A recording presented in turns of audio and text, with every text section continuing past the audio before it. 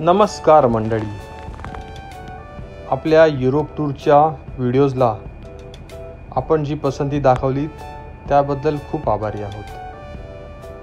आतापर्यंत आम्ही स्वित्झर्लंड फिरून झालो आणि त्यानंतर आमचं पुढचं डेस्टिनेशन होतं ते म्हणजे फ्रान्स। आता फ्रान्स म्हटलं की आयफेल टॉवर आलाच। सर्वप्रथम आम्ही जिथे भेट दिली तो होता आयफेल टॉवर। आयफेल टॉवरच्या वरापर्यंत आम्ही गेलो आणि फ्रान्सचं दर्शन घेतलं। खरोखर एक खूप छान अनुभव होता। त्यानंतर प्रसिद्ध मोनालिसाचं जे पेंटिंग आहे ते आम्ही लुवर म्युझियमला जाऊन पाहिलं। त्या पेंटिंगला पाहण्यासाठी इतकी भली मोठी गर्दी होती की काय विचारू नका। तसं आम्ही धावतीच भेट दिली या म्युझियमला आणि पुढे निघालो। नंतरचा डेस्टिनेशन जो आमचा होता तो म्हणजे डिझनीलँड। डिझनीलँडला जायचं म्हणजे लहान मुलांसाठी एक जत्राच आहे। इतकं मोठं हे जे आहे अम्युजमेंट पार्क की त्याला एक दिवस पण पुरणार नाही। मिक्की आणि मिनीने आमचं स्वागत केलं आणि आम्ही हळूहळू संपूर्ण डिझनीलँड फिरलो। वेगळ्या वेगळ्या राईड्सचा आम्ही आस्वाद घेतला। तिथली डिझनीलँडची एक वेगळीच दुनिया ती आम्ही पाहिली। वातावरण तसं थंडच होतं, त्यामुळे किती फिरलो तरी थकायला होत नव्हतं आणि वेगळ्या वेगळ्या राईड्स करून मुलांनाही खूप आनंद होत होता।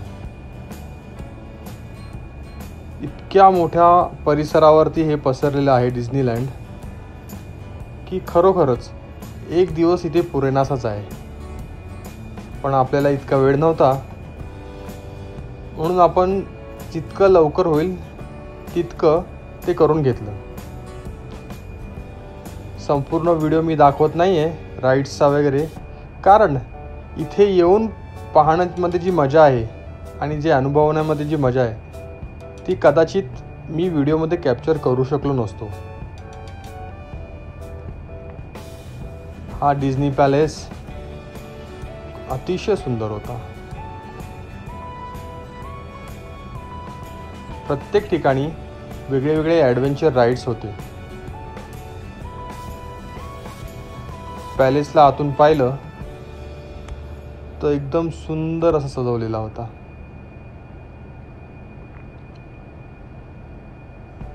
खरंच प्रत्येक गोष्ट ही पाहण्यासारखी होती।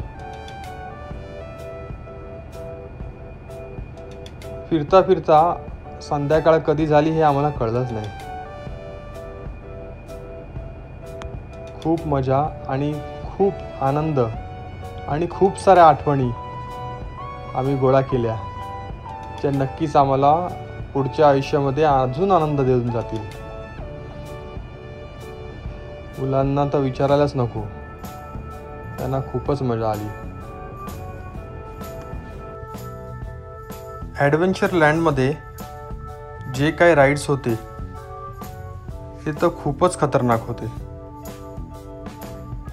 आम्ही काय केलं होतं, गुगलवर टॉपचे 10 राईड्स कोणते आहेत हे सर्च करून ठेवलं होतं आणि ते राईड्स आम्ही कंप्लीट केले। वेगळ्या प्रकारचे राईड्स, जसं की याच्यामध्ये आतमध्ये गुफेमध्ये घेऊन जाऊन पायरेट्स ऑफ कॅरेबियन असं त्याचं नाव होतं आणि खूपच छान वाटलं। त्याच्यानंतर एक खतरनाक राईड होती ती म्हणजे रोलर कोस्टर। या राईडमध्ये बसल्यानंतर खाली काय आणि वर काय हेच कळत नव्हतं। मी तर अगदी डोळे बंद करून ही राईड केली।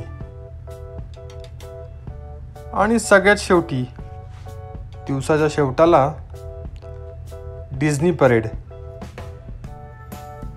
ती अटेंड केली आणि आम्ही परत निघालो। आमचा आता पुढचा डेस्टिनेशन होता तो म्हणजे ॲम्स्टरडॅम। आपल्या येणाऱ्या व्हिडिओमध्ये ते तुम्ही नक्की अनुभवाल।